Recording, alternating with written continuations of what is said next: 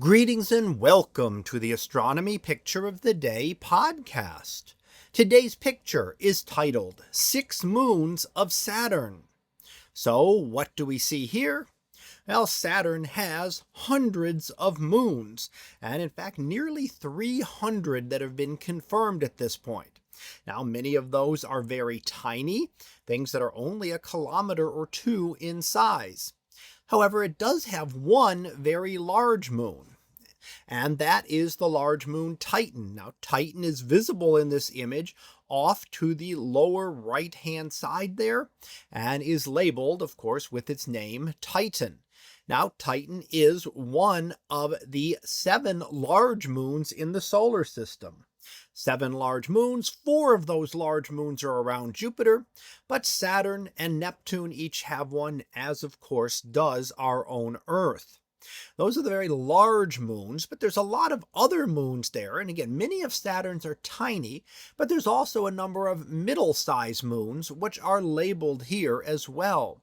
So we can see those 5 other moons in this image taken here from Earth on August the 5th.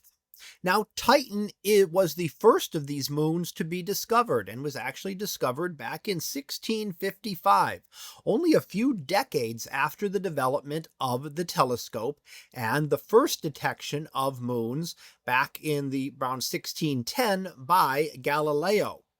And here Christian Huygens did see Titan just a few decades after that. Now, Titan is one of the most unusual moons in the solar system.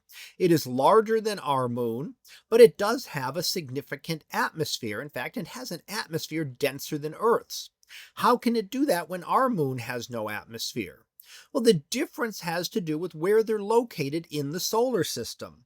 Titan is out much farther away, in fact 10 times farther away at the distance of Saturn, whereas our moon is essentially at the same distance from Earth. Well, we're closer to the sun, therefore the temperatures are going to be warmer, and the moon, any atmosphere the moon had, will be evaporated out into space. Particles are moving faster, they will find it much easier to escape. Now, out at Titan, the temperatures are much cooler. The particles are moving slower.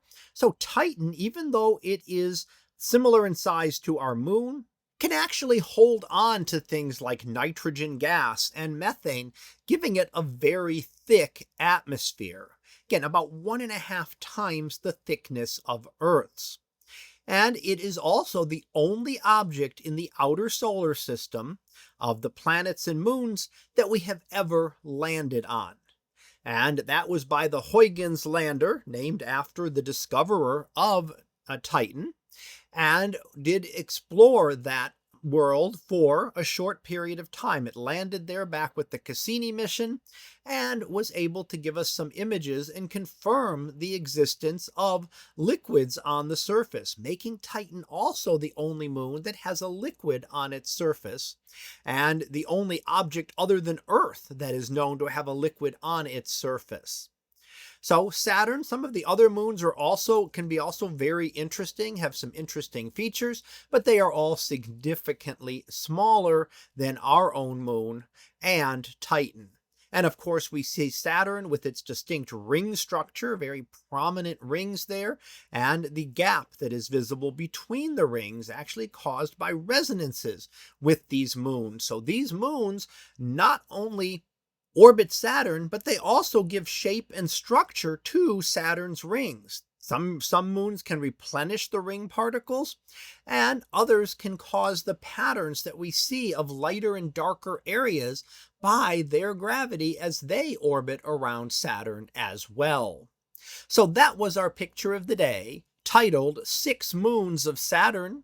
We'll be back again tomorrow for the next picture, previewed to be Sunny Day. So we'll see what that is about tomorrow. And until then, have a great day, everyone, and I will see you in class.